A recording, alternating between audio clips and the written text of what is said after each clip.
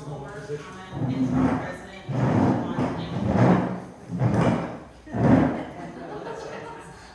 I've only lived here since the end of August.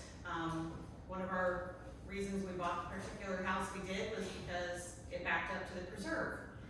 And then a few weeks in, we find out they're gonna take 14 acres in that corner and build this water pump storage, so we're not very happy about it. We like our dark, quiet back corner, as I'm sure all of you do as well. So coming up, I think the most important things is for us to attend some city council meetings and voice our concerns at those meetings. There is a city council meeting on January 8th at 5 p.m. And then there is another city council meeting on January 22nd at 5 p.m. And the reason I wanted your email addresses so I can send out all of this information to you also.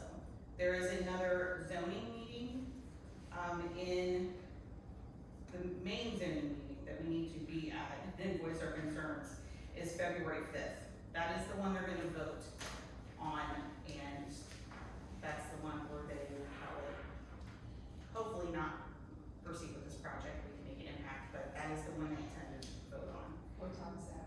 That meeting is at 9 a.m.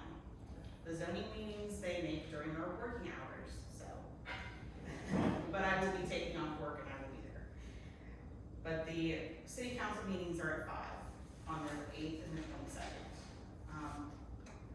Now, I did find that Lori Lehman has a town hall meeting on Saturday, January 4th. She is one of the city council representatives at 10 a.m. to noon at Camelot Park. And I thought that might also be a good opportunity to go and voice our concerns at her town hall, because it's more of a place where you can speak freely. Whereas at a council meeting, in a zoning meeting, you only have 3 minutes to speak, and then they will cut you off. So that town hall might be a good opportunity to get in front of Lori.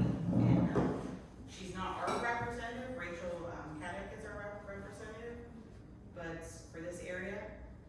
And I do have something I want to read to everybody. There was a Facebook post in the Cape Coral residents group, and people were complaining about this project, and Rachel actually posted some information that she had received from Jeff Pearson, who is the utilities director.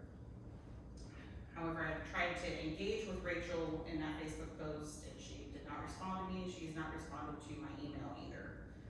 Lori is actually the only one who responded and told me to go to a city council meeting. And that was it.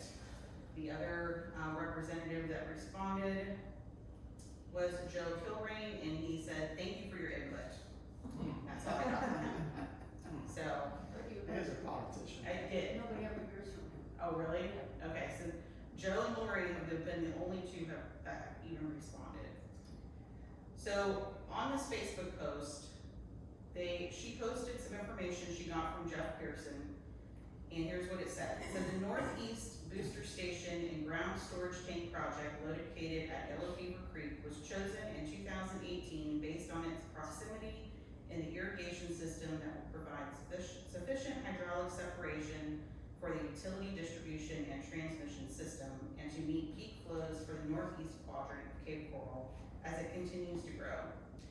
The engineering design for the project is currently at approximately 60 to 70% complete and will be going to bid in 2025 as part of the North 1 UEP East project that is managed by the Office of Capital Improvements. My concern with that is that they say they're 60 to 70% into the design process of this facility. The overall site is approximately 14 acres, some of which will be wetland preserve, stormwater management, and open space areas around the various components of the site. There is a text amendment to the comprehensive plan and a future land use map change, along with corresponding rezone to allow the Northeast Booster Station. So this text amendment that they're using is a way to kind of fast track everything. They don't have to go through the state by using this small land use text amendment that they're going to put through on February 5th and vote on. site provides an opportunity to partner with the Parks and Recreation Department to co-locate infrastructure on property already owned by the city, and it will provide a natural buffer from the Del Prado and Entrada. So they're trying to say that there is a natural buffer of trees, but these tanks are 44 feet high, which is not a very good natural buffer in my personal opinion. To meet peak water demands during peak use periods, which for the drinking water systems occur in morning hours when people wake up and after they arrive home in the evening. Ground storage tanks are commonly used for water storage to meet instantaneous demands in localized areas, and it provides extra remote water storage in the event of power outages during storm events. The irrigation system water demands require additional storage in the nighttime hours to meet water demands on the irrigation system when everyone's automatic sprinkler turns on. It also keeps the city's 800 plus irrigation system fire hydrants energized with adequate pressure and flow to extinguish fires. The site selected has been partially cleared of trees at some point over the past 20 to 30 years, and because it would not impact any parks and recreation plans for the site. The utilities master plan updated completed in 2021 indicated the Northeast Booster Station being in Yellow Fever Creek and the Parks and Recreation Department designed around the site for the current Yellow Fever Creek Park Master Plan. Utilizing this site is well documented and has been presented at public meetings over the past 6 years. In February 2019, the City of Cape Coral entered in an interlocal agreement with Lee County, and a presentation was provided to the City Council to partner with Lee County to develop a large pond that will provide water quality improvements and TMDL water quality credits. Originally, some of the fill from the excavation of the site was to be placed on the Northeast Booster Station and ground storage tank project site as stipulated in the agreement. However, the dirt fill was stored temporarily at an alternative location for the city's later use. In 2020, I personally met with Pasha Donaldson with the Cape Coral Friends of Wildlife and gave her a tour of the site while providing her with an overview of why the site was selected and the benefits to the community.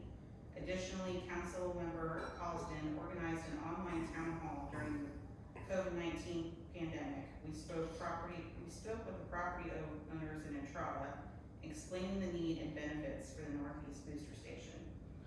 So, I'm curious if any of you remember having a meeting about this, because some things that I saw online in the Facebook group was that it went nowhere and that there was never any type of meeting with them. So, parks also function as green infrastructure that perform a public good like hard infrastructure which assures water, power, communications, and mobility. Mixed-use infrastructure that combines parks and trails as green infrastructure with traditional hard infrastructure reduces the cost of building and operating underground pipes and facilities while improving the environment and creating close-to-home recreation and opportunities. Mixed-use infrastructure delivers immensely popular and visible community benefits. I don't think any of us would agree with that. Which the pond constructed by Lee County is now providing for visitors at Yellow Fever Creek, constructed at no cost to the city as a result of the 2018 interlocal agreement. The Northeast Booster Station project at Yellow Fever Creek makes wise use of the limited utility ratepayer funds in open space that would otherwise not be used by visitors in the Yellow Fever Creek Park. Nationwide decision makers are making new use of parks to enhance critical urban infrastructure, manage stormwater, reduce community risk, and address public health issues. So that was the response that Jeff Pearson had given to Rachel Caddick, and she posted that in that Facebook group.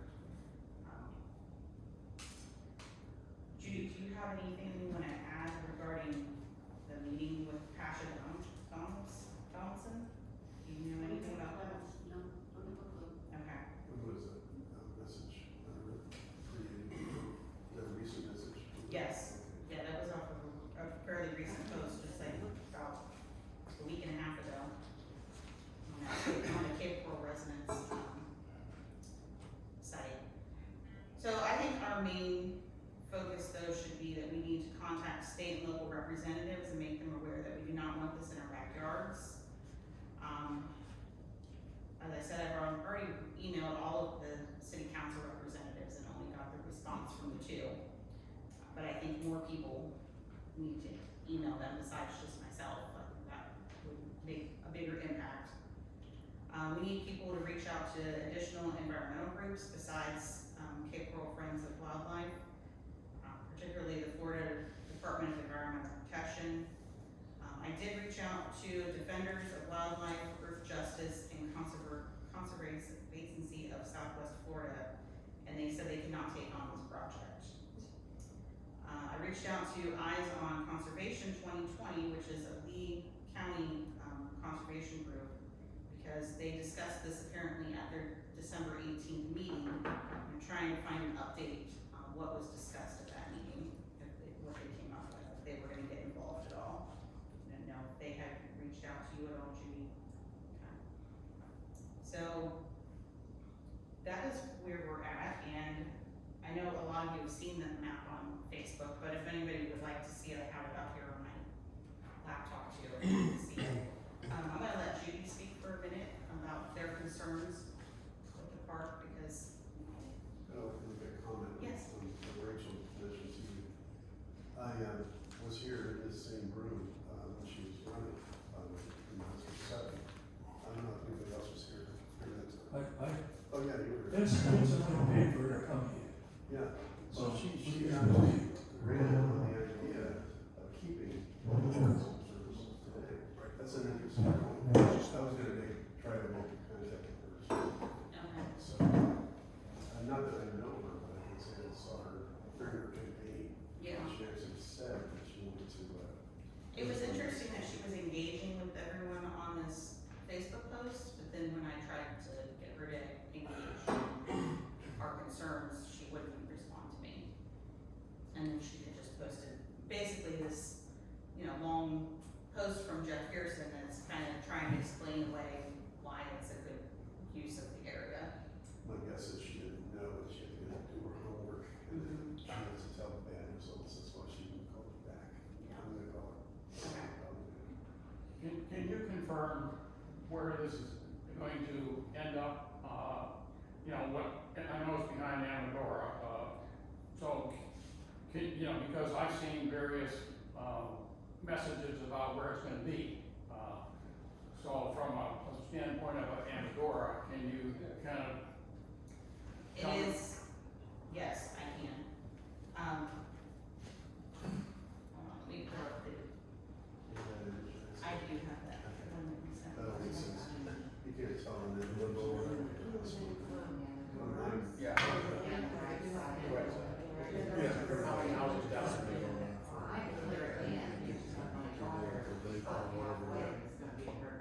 I don't think it was talking.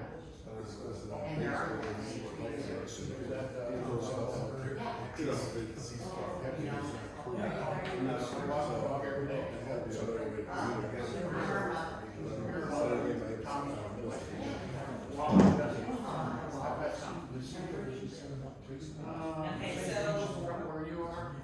About 17 houses.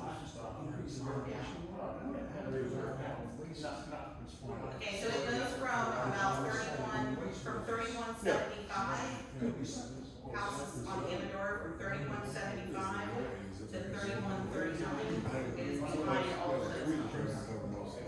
You're welcome. We're 3130.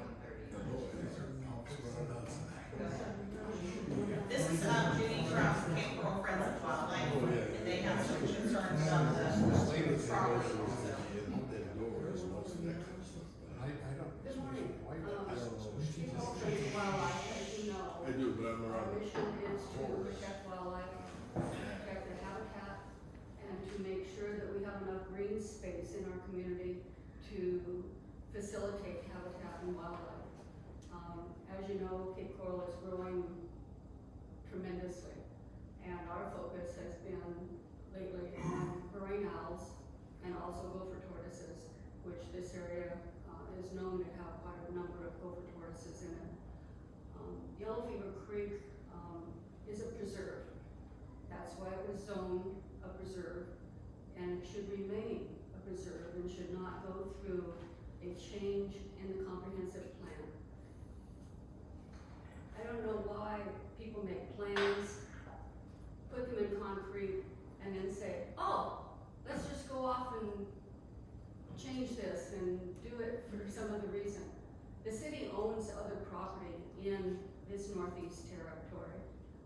One is up by the high school, and then there's another 5 acre or more parcel, nearby, that parcel. As you know, the city has just completed a $55 million purchase of a watershed up in Charlotte County. And you also know that Bimini Basin, the city has been purchasing all that land down in that area, and they've spent over $40 million on that. So to purchase a piece of land up here to put these water towers does not seem to be a particularly difficult issue for them, if they had wanted to do it. So what you're looking at are 4 up to 44-foot water towers in this corner, by the utility, road that goes Utility across access. between the properties. It's just on the other side of that. You're looking at 44-foot towers. The first 2 are going to be for water storage, according to one of the engineers in the city. The other 2, which will be for irrigation, will probably come within 3 to 5 years after the first 2. So there's going to be constant construction in that area. We're also looking at huge buildings to house the pumping equipment. One of them, I think, is 3,800 square feet. Yeah, they're,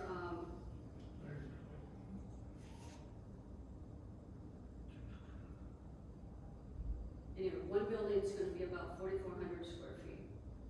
And that's gonna be the main building where they're gonna store their equipment and so on. And then there are going to be 2 buildings that are going to be somewhere in the area of 43 feet wide and 133 feet long. 2 of those, one for the potable water and one for the irrigation water. That's where they say they're gonna house the equipment. But you know that pumping equipment makes a lot of noise, a lot of type of noise, which is very irritating to wildlife. And it's irritating to the human ear also. So we don't really know what kind of noise that we're gonna get from that. With 44-foot towers, they're required to have lighting on top so that aircraft don't fly into them. There's pictures. This is what it looks like. Where's your drive? Oh, I didn't bring the dark one. Okay, so if you look over there at night, it's dark. When you take a picture, you don't see anything. But this is a picture of the utilities. It's the Southwest station over by the German American Society. You can see the glow of that, and that's gonna be very harmful to wildlife. And it's gonna be destructive and irritating to your citizens here in Entrada. It's gonna be irritating to the people driving up and down the road too. Okay, so you've got water towers, you've got big storage buildings, you're gonna have possible, light infiltration, you're gonna have possible noise infiltration from this. So what we're looking at is, why is this critical? They call it a critical infrastructure, and it is. We need this particular facility in this area, because this area is now the growth area. The UEP is gonna come in, each lot is going to be assessed in the area of probably $40,000 to $60,000 for your sewer and your water, plus your hookup fees. So it's a huge project. Other projects that have been completed in the city that were started earlier have been in the neighborhood of $25,000 to $35,000 per lot, per home site. And then, somewhere in the neighborhood of like $3,000 to $6,000 to have a plumber come in and hook everything up. So what we're really looking at is, one, the change in the comprehensive plan. That is not really necessary because we have a plan and we need to stick to our plan because we need green space, we need to protect our wildlife. So building a facility like this violates the comprehensive plan. This site is designated as a natural preserve. The park that has been built there, Yellow Fever Creek, has a building, has primitive camping facilities. It's designated as a primitive area, which means as limited resources as possible. You can't bring a motorhome in, it has to be tents, you know, and parking. They will provide water, but there's no electricity in the campsites. So it's primitive. I mean, it's a place for people to go and enjoy wildlife and nature and walk all the different walkways.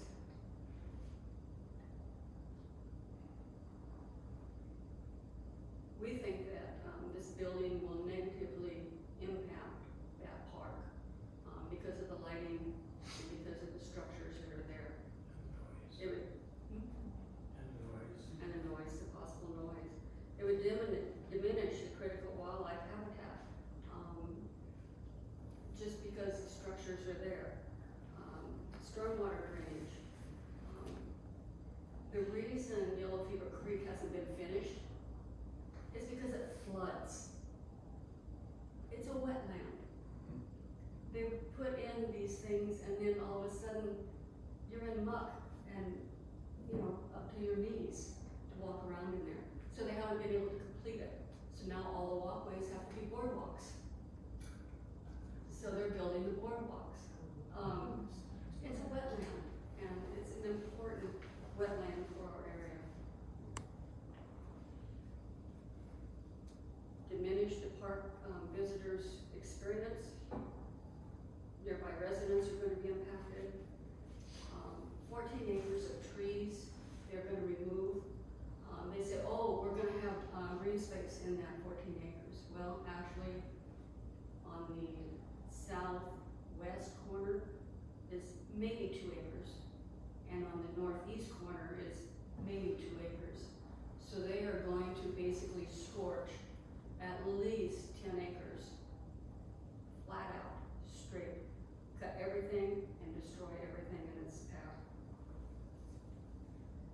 Like I mentioned, there's other lots that the city owns. The city certainly can buy other lots that would be more advantageous. Again, noise pollution, light pollution, and a big distraction to the people that are camping in that area, let alone the houses that are in your area, your fellow residents who live in that area. So we are looking at this. Well, why was this site chosen so many years ago? Apparently it's been in the works, but it hasn't been in the comprehensive plan. So that's our main fight, is don't change the comprehensive plan. You have other alternatives. If they're saying that they have their engineering work, well, they can pick up that engineering work and move it someplace else because they don't have boots on the ground yet in that area. So it's all paper. So Yes, we're going to Go ahead.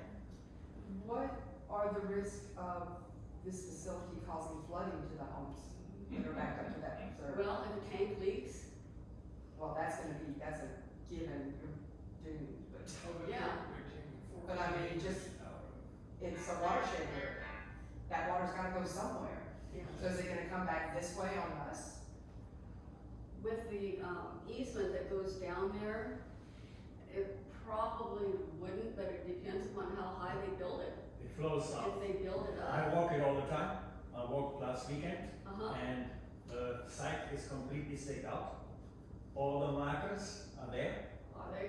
They already went with the bulldozer right through and cleared the spots where the markers were to be set. And today I'm going to walk the park. That's why I'm dressed like this. After this I walk the park and see how the camping spots Okay, are finished. And the water from the big lake is running south as well. And I walked all of it last week for 2 hours yeah, it's big. and took pictures in the site where it is. The lights you will see, nothing else. I think the reason they want the tanks there is the big water line they put in 1890. There's a huge water line going on the south side of the Prado along the fence of the park. And I think Really? that is, that where it is? that's where it is. That's where they're gonna. And so they're gonna tie it in right there, that's their reasoning, I'm sure. Now, where is that water line coming from? From the north of Myersburg, They do all this. go down Del Prado, Uh-huh. across 41, go to the, what is the new development on the right side? Called, What's that? Pelican, something. On the left side is a water plant and sewer It's plant. not that close, I mean. It's very No, hidden, behind, but I know where it is. Okay, now is And it, that's supplying extra dual water, reclaimed water to Victoria at the moment. okay, so it is reclaimed water, it's not At the potable moment, water. This correct, area at the right here. So the big pipe here So is it's gonna be reclaimed water. up to me. As far as I know, yes. Okay, okay. That way. Which goes into the smaller tanks. You live over way, and you- Two big tanks for fresh water, two little smaller tanks I'm over for here, reclaimed water. so this. Any information that I'm still anybody can wide gather open. is really essential for us See, to go to council and to make our issues known. We need to be factual, we need to be truthful, and we need to be completely transparent in everything that we say and that we do to the council and to the planning commission. So anything that anybody can do, yes ma'am? Well, I was just going to say that there were statements in there about the trees would help block those water towers. My daughter is right in the middle about exactly where they're gonna be, and there are no tall trees behind her house. I mean, there's a few lower ones, but, I mean, she'll probably just see it right there, Yeah. you know? She is at there's an old wetland where she has had no trees. Right. It's a wetland which is now grown in, but no trees yet. Yeah, and I then, walked that area for a long time. Now, what they're saying is that they're going to be putting in well, at least what the engineer said, that they're gonna put a berm around it. And then put an 8-foot stone wall. Okay, so if you've got a berm, say, 4 feet tall maybe, right? It'd be the same stone wall. And then you've got an 8-foot tall, so you've got 12 feet.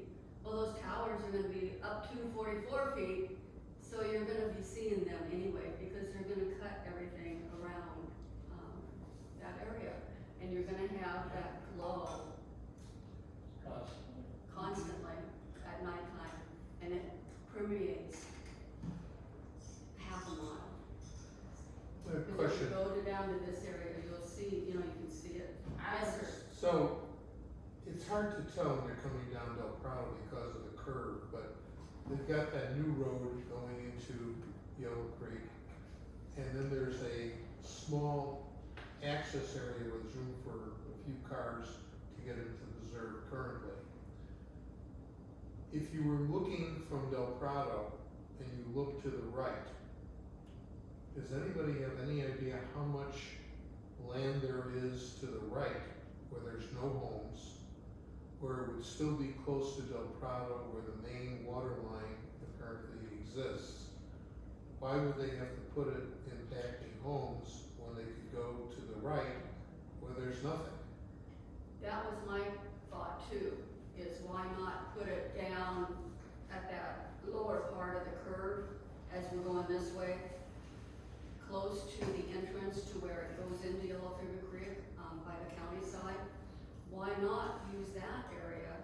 Because there's nothing else around it that would be particularly affected. I mean, it's almost 6 lanes across there, plus a median, that would have limited effect for the people across the street. That's one of my questions, that I've been wondering too. The only argument in favor of them doing that or avoiding it, I can see, would be that the water level is higher there than it would be in the park area. That's my thought too, there's probably more wetlands in that area, and they They have to do bring have up a lot of maps, fill, and, then they have to go to EPA and PEA and all the different things to fill in wetlands, and, although the state now rules in that area, and they've been filling in wetlands all throughout the state like crazy. Yeah. I mean, it's That been makes sense. unbelievable. I'd like to bring up a point in favor of what Yes, sir. you're talking about. When you enter the Yellow Creek area, you see the sign, you see the little green sign there? If you read it, it has some good information on it. I took a picture of it because I said, wow, I'm protected. I'll read this really quick. Don't touch me or my burrow. It is a violation to intentionally take, harass, wound, or kill any species designated as an endangered species, threatened, or of special concern. They have a Florida statute that says violators may be guilty of a third-degree felony. How can they bill if they made a law saying that these particular protected species exist and they have a sign saying so? How can they do that? In their documents, it says that there was no gopher tortoise burrows observed within 25 feet of the site. However, one of the things I brought up when we went to the zoning meeting was that they can travel up to 160 feet from their burrows to forage in a day. So, they're saying there's none within 25 feet, but they forage within 160 feet, which is quite a big difference between 25 feet. Well, it goes on to talk about us, et cetera, about the species at large. It's good information, it's worthy to restate it, as is in your information too, is good. There's a number of endangered, let's see, There were so many I couldn't believe. I looked at the site too. so there are global rarity species back there, state rarity species, species of special concern, and endangered and threatened.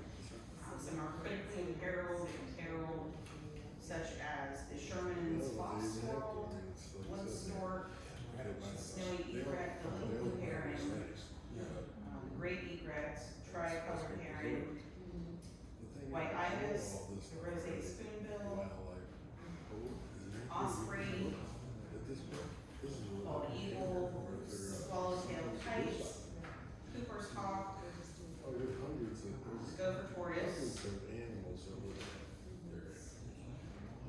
Hundreds of birds. Yeah.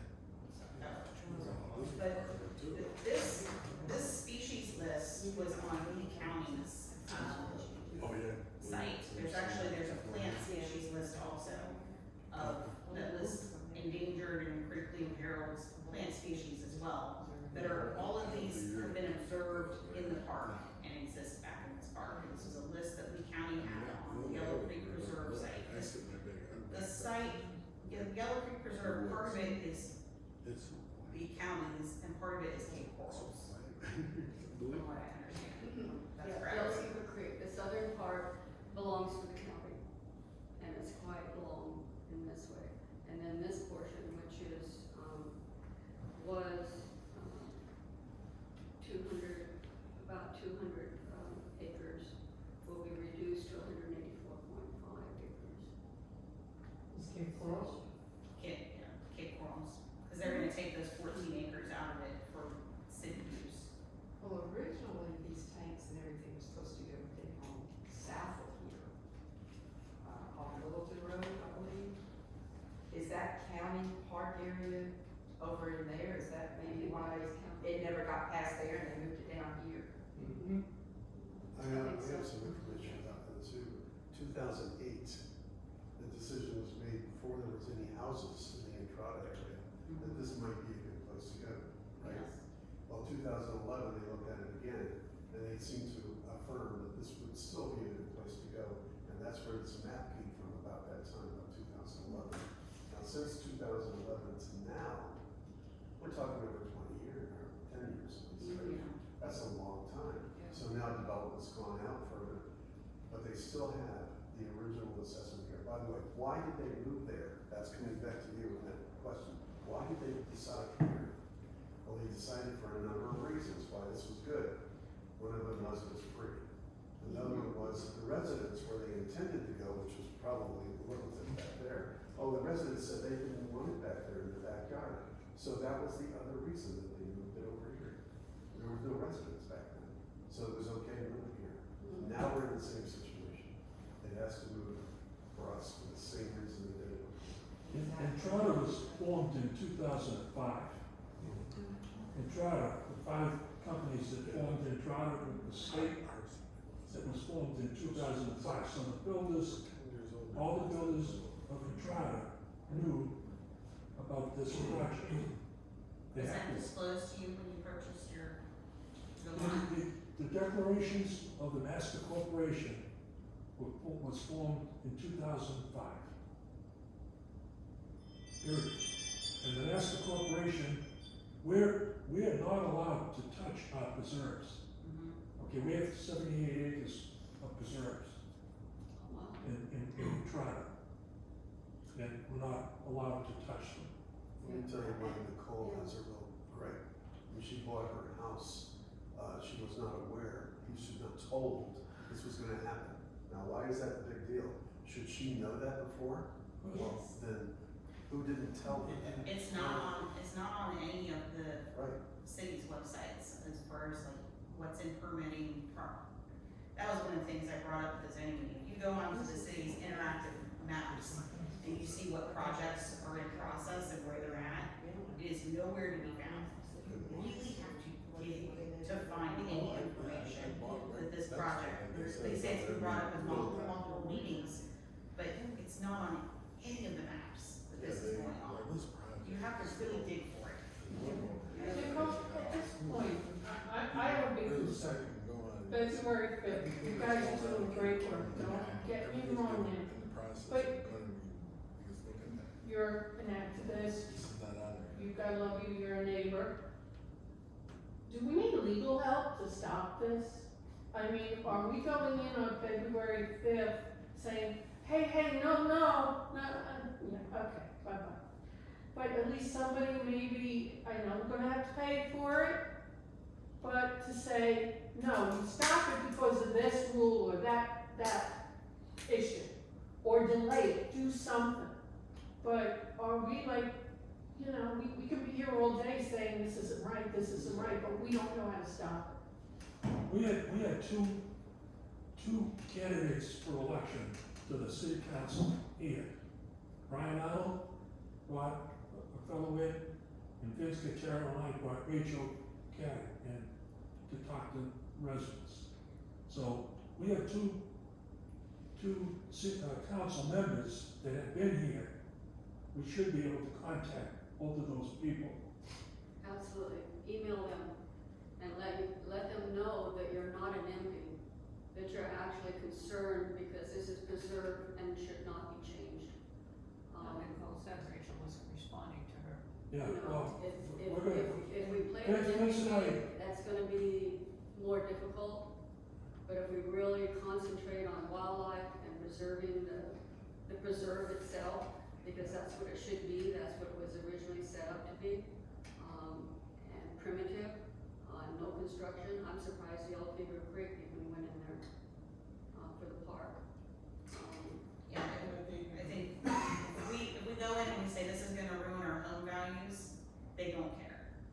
They really just do not care. Yeah, It's, not what we like. have to focus on is, it's gonna ruin our quality of life because of the lights, the light pollution, the noise, the disruption to the wildlife, and that's why we have to focus on these species that it's gonna affect, and send, I will put out, that's why I wanted your email addresses, cause I can send you websites and emails of all of the representatives, another websites that we can go to and make complaints and file, and send emails to all these people, because we do need to get in front of them, I think, before February 5th. I think we need to be at those two city council meetings. Right. And speak at the two city council meetings also on the 8th and the 22nd. Yeah. Because they ultimately are gonna have to approve it as well after the zoning meeting. Oh, I heard they're already building over there. That is what Michael observed, Yeah, yes. just for So, stakes. can we organize a petition and try it? I do have a electronic petition going, that I can send I out. have not seen it, so, I think we need more publicity too somehow. Yes. News crews It out. was on channel 2. It was on a couple, Newport Friends of Wildlife did get it on a couple news stations, there were a Yeah, I did do couple, that. It's like 200. reports that ran. I did try to contact a couple other news stations. You said that there's an article in the breeze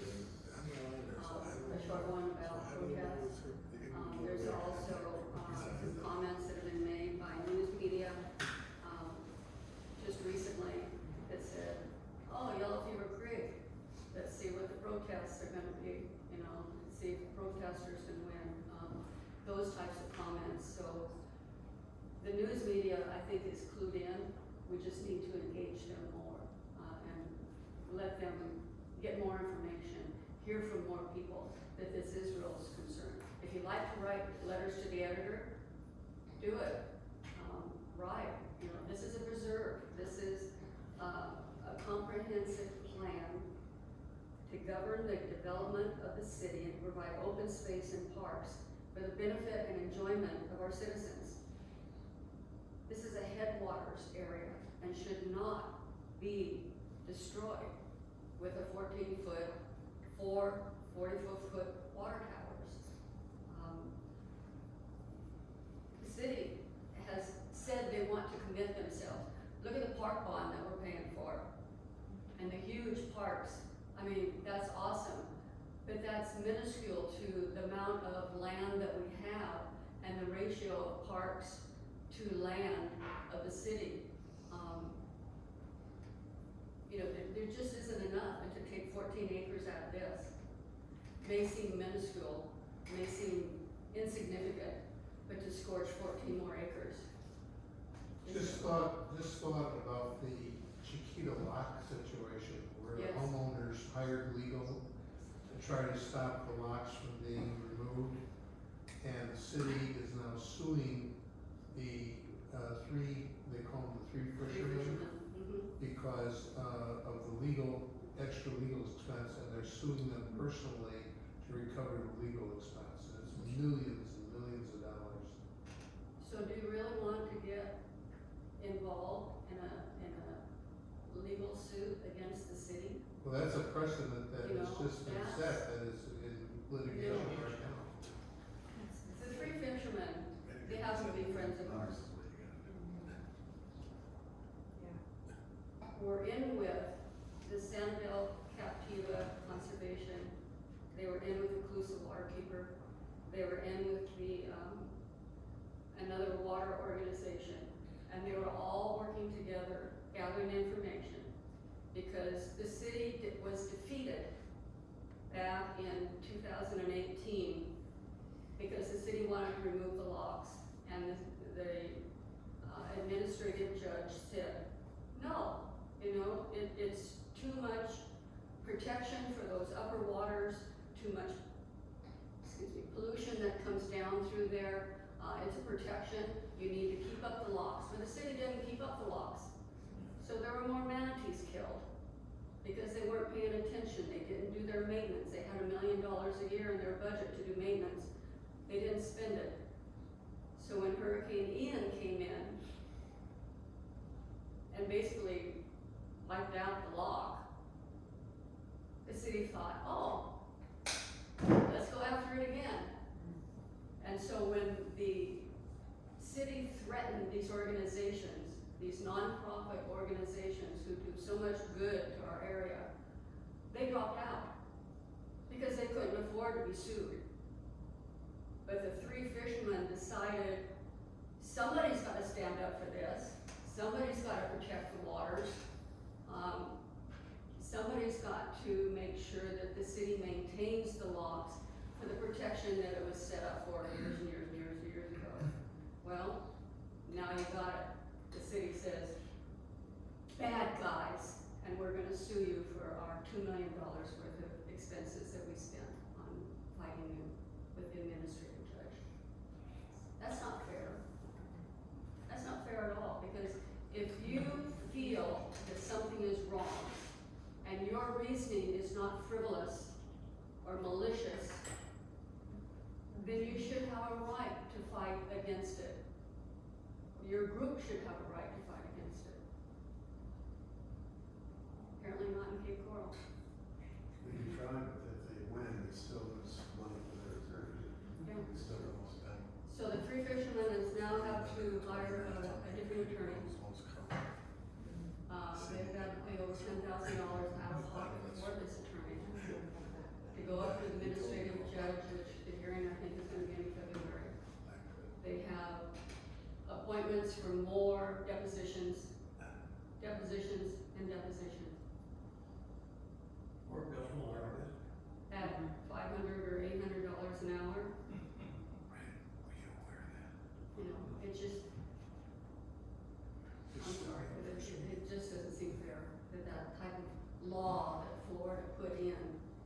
the right to sue somebody because they sue you, make them pay for your legal fees. It seems to me like you voted the wrong people into power. I don't know if this council are the wrong people. Definitely the last people were, Yeah. definitely. They, This work hasn't been in very long. yeah, these people haven't been there. You know, they don't know what's going on, unfortunately. Liz, you don't know who these people are, their names on the list. Well, we had a candidate forum, Cape Coral Friends of Wildlife hosted a candidate forum at the public library, and we had all 10 candidates show up. We asked them 3 questions on environmental issues, strictly non-political, because our organization will not do anything in the political nature. They all were strong environmentalists, strong for wildlife, strong for parks, green space, Running for election.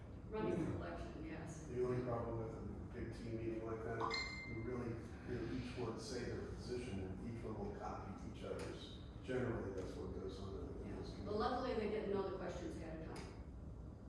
And they Right. don't know what So- they want. Whoever said it first. they Yeah, just but then the follow first along. ones, and so we tried to mix it up and changed it up, but, Well, the best was right here, when we had the meetings right here for our district people, they were by themselves, and we asked really solid questions, and yeah. that's why Rachel was very surprised she didn't tell me that. I can't tell from her comments on there if she's trying to justify it with posting that from Jeff Pearson, or if she's against it. She really didn't make her position known, other than, I believe she did say that her property backs up to the preserve. If you look at the right up on the website, next to the one, it talks about this, that's very explicitly. Yeah, I believe she's on the backside of the preserve, so she wouldn't directly be affected by this section here, Well, obviously. you know, it's not Usually, just that's a enforcing home acres.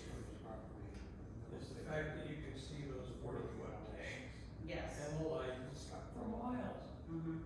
It's not this little piece of ground right in the It'll be lit up very quickly. I mean, just go out back tonight and look at how dark it is over there. It's beautiful. We don't want that disrupted.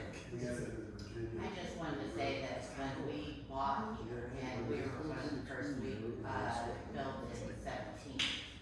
But one of the things that they told us, and of course this was the salespeople, that, you know, we had to pay a premium for our lot because we backed up to the preserve. And they told us that nothing will ever be built back here because it's a preserve. And so, you know, I mean, that's just not right. Of course, it's our word against them. Do we have anything in writing that says that? No, of course not. And we even tried to go, we and a couple other neighbors against D.R. Horton to get our, premium back on our lot. Because, you know, we paid, and this is gonna hurt, again, they don't care about property values, but you paid a premium because you're looking up to a preserve, you know? So now something's going in here, so you're telling me, then in 17 and before, they knew this was in the works back here. Since 2008. So, I mean, they basically lied to us, you know, D.R. Horton did, and the salespeople. If any of those people have a license in real estate, they are allowed for that line. They are.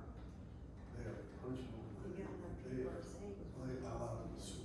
I was in Maryland, how this works. Even by the mission, if they didn't say anything to you, they knew it. You know, it's well known, and they do know that stuff. I don't think my relative did coming here. Was your contract? We did hire an attorney, Yeah. but, you know, and tried to get, like I said, do something, they didn't respond, and we didn't have the money to fight the deal for it, you know. That's the problem. Now, Yes. we don't, as usual, people just don't have that kind of money where they can go off and. Are you gonna, use these emails to send information out? Yes, And you're gonna send back the meeting dates? yes, I'll send you all the meeting dates. I will send you. And are you gonna send these representatives that we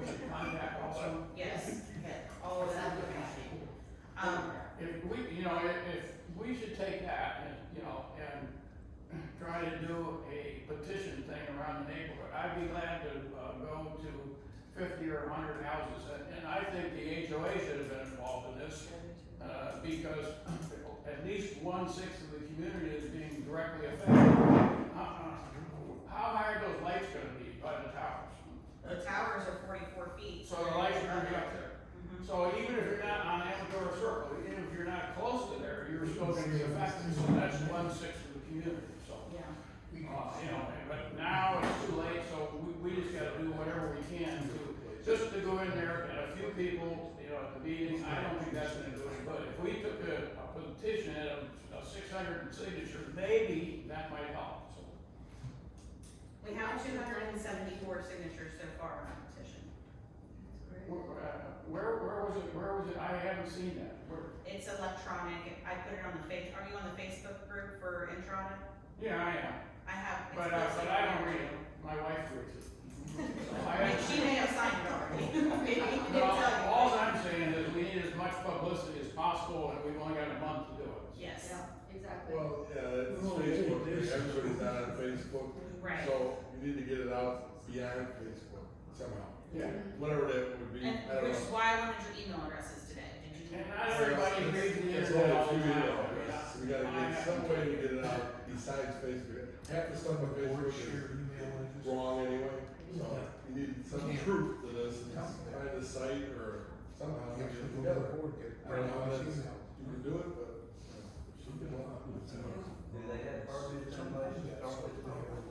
We're going up zoning, so they can't get into the Yes, there's no. Yeah, permits. well, Yeah, we're Yeah. But I don't know, there was no information. There was, there's a reason, like, I see this signature thing, I put it at the house, those people do this. So it's kind of a. Yeah, but Until that's they're zoned. advertising. Encourage the people on the other side.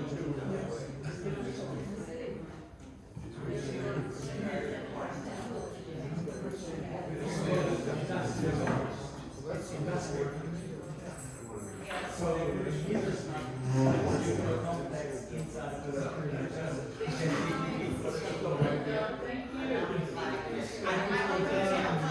will come to the city council meeting and speak, and I will send out all my links and emails.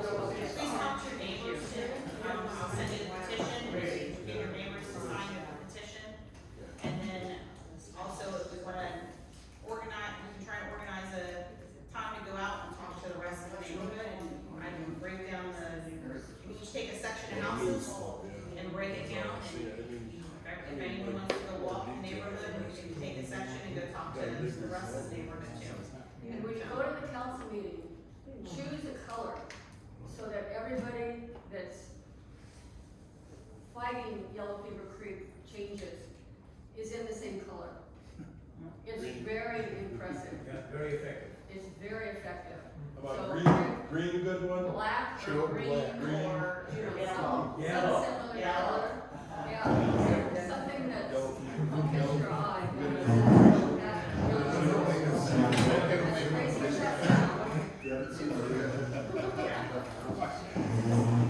Yeah.